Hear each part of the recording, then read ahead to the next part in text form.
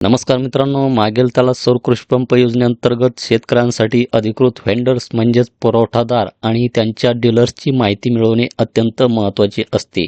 अनेकदा संपर्क क्रमांक आपल्याकडे नसल्यामुळे शेतकऱ्याच्या कामाला काय होतं, विलंब होतो. तर मागेल त्याला सौर कृषी पंप योजना ही महाराष्ट्र सरकारची एक महत्त्वाकांक्षी योजना आहे. मात्र योजनेत निवड झाल्यानंतर अनेक शेतकऱ्यांना प्रश्न पडतो की सोलार पंप बसवण्यासाठी आपण कोणाशी संपर्क साधावा. तर ज्या शेतकऱ्यांनी मागेल त्याला सौर कृषी पंप योजनेमध्ये अर्ज भरलेले आहे आणि ज्या शेतकऱ्यांनी आपल्या आवडीनुसार यामध्ये व्हेंडरचे सिलेक्शन हे केलेले आहे.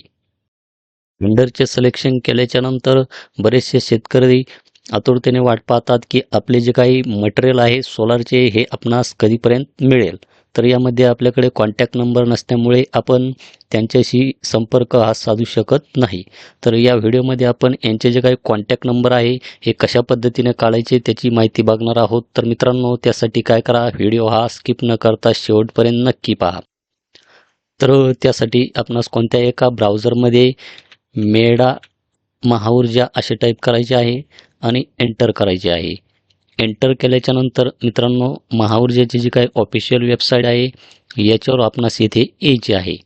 येथे आल्याच्या नंतर मित्रांनो, आपणास हे पेज अशा प्रकारे खाली स्क्रोल डाऊन करून घ्यायचे आहे. स्क्रोल डाऊन केल्याच्या नंतर येथे महाकृषी ऊर्जा अभियान, तर यामध्ये आपणास सर्वात येथे खाली यायचे आहे आणि येथे अधिक माहिती याच्यावर येथे आपणास क्लिक करायचे आहे. अधिक माहिती याच्यावर येथे क्लिक केल्याच्यानंतर परत आपणास हे जे काही पेज आहे अशा प्रकारे स्क्रोल डाऊन करून घ्यायचे आहे. तर आपण ही माहिती आपल्या मोबाईलमध्ये सुद्धा अशा प्रकारे पाहू शकतात. त्यानंतर आपण इथे खाली पाहू शकतात की नंबर 14ला सौर कृषी पंप पुरवठादार न्याय संपर्क आणि सेवा केंद्राची माहिती. तर यामध्ये 1 पासून नंबर खाली 37 पर्यंत यामध्ये काही कंपन्या आपणास यामध्ये पाहायला मिळतील. तर यामधील जर आपली एखादी कंपनी असेल, जशी की मी येथे लक्ष्मी एजन्सी ही जी काही 17 नंबरची कंपनी आहे, तर याच्यावर आपणास इथे क्लिक करायचे आहे. तर अशा प्रकारची एक PDF फाईल आपल्यासमोर ओपन होईल.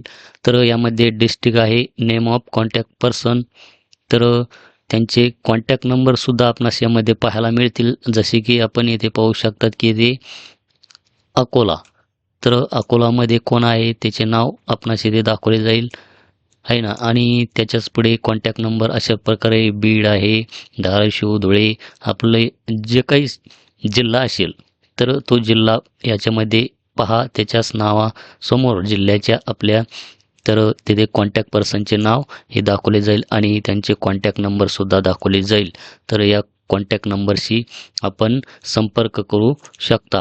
तर मेडा महाऊर्जाच्या वेबसाईटला आपणास तेथे 37 कंपन्याचे दाखवत आहे.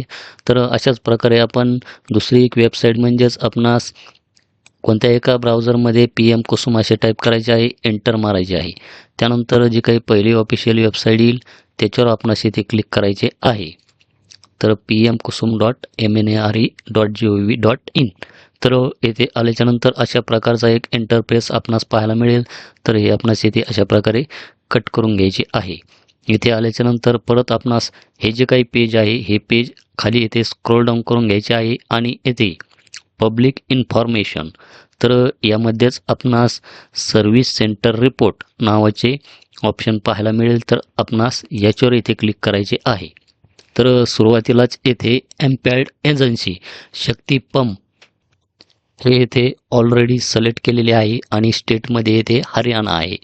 तर येथे आपण पाहू शकतात की सर्व्हिस सेंटर लिस्टसुद्धा आपण येथे पाहू शकतात आणि त्यांचे कॉन्टॅक्ट नंबरसुद्धा आपण येथून पाहू शकतात. तर स्टेटमध्ये काय करायचे, आपले स्टेट जसे की महाराष्ट्र, इथे पाहू शकतात महाराष्ट्र मेडा आहे आणि महाराष्ट्र MSEDCL.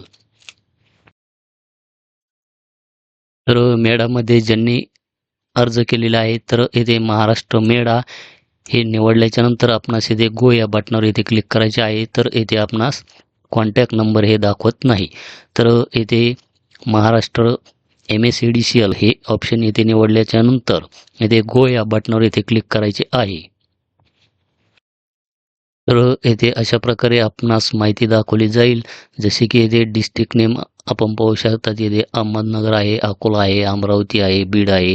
व्हेंडर नेममध्ये पाहू शकतात की शक्ती पंप, त्यांचा ॲड्रेस आणि सर्व्हिस सेंटर हे कुठे आहे त्याची माहितीसुद्धा आपणास इथे दाखवली जाईल. नेम ऑफ कॉन्टॅक्ट पर्सन, तर कॉन्टॅक्ट पर्सनचे नावसुद्धा आपणास यामध्ये दाखवले जाईल.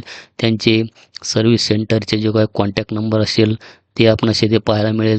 त्याचप्रमाणे त्यांचे जे काही व्हॉट्सॲप नंबर असतील तर ते व्हॉट्सॲप नंबरसुद्धा आपणास इथे शो होईल आणि त्यांचे ईमेल आय डीसुद्धा इथे शो होईल.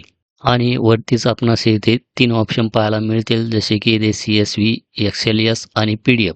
तर याच्यावर इथे क्लिक केल्याच्यानंतर एक PDF फाईल याची आपल्यासमोर डाउनलोड होईल किंवा XLS याच्यावर जर क्लिक केलं तर एक एक्सेल फाईल आपल्यासमोर यामध्ये डाउनलोड होईल.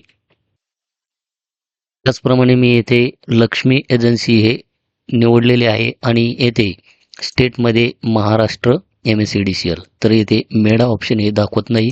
तर गो या बटनावर येथे क्लिक केल्याच्यानंतर आपण पाहू शकतात की लक्ष्मी एजन्सीचे जे काही कॉन्टॅक्ट नंबर असतील त्या डीलरचे सर्व्हिस सेंटरचे नाव आपणास येथे दाखवले जाईल. कॉन्टॅक्ट पर्सन नेमसुद्धा आपणास येथे दाखवली जाईल. तर आपण येथे पाहू शकतात की येथे अहमदनगर जिल्ह्यासाठी येथे आपण पाहू शकतात की येथे विजय आंबेकर आणि मोबाईल नंबरसुद्धा आपण येथे पाहू शकतात. तर हे जे काही आहे तर मी मॅडम महाऊर्जाच्या वेबसाईटला आलेलो आहे आणि येथे लक्ष्मी एजन्सी हे ते सिलेक्ट करतो. येथे आल्याच्यानंतर सुद्धा आपण पाहू शकतात की येथे अहमदनगर आणि जे काही नाव आहे नेम ऑफ कॉन्टॅक्ट पर्सन इथे पाहू शकतात विजय आंबेकर आणि तोच कॉन्टॅक्ट नंबर आपणास इथे पाहायला मिळत आहे. तर अशा प्रकारे आपण इकडे नाही तर तिकडे दोन्हीपैकी एकामध्ये सर्च करून पहा, आपणास एखादा तरी कॉन्टॅक्ट नंबर त्यामध्ये मिळेल.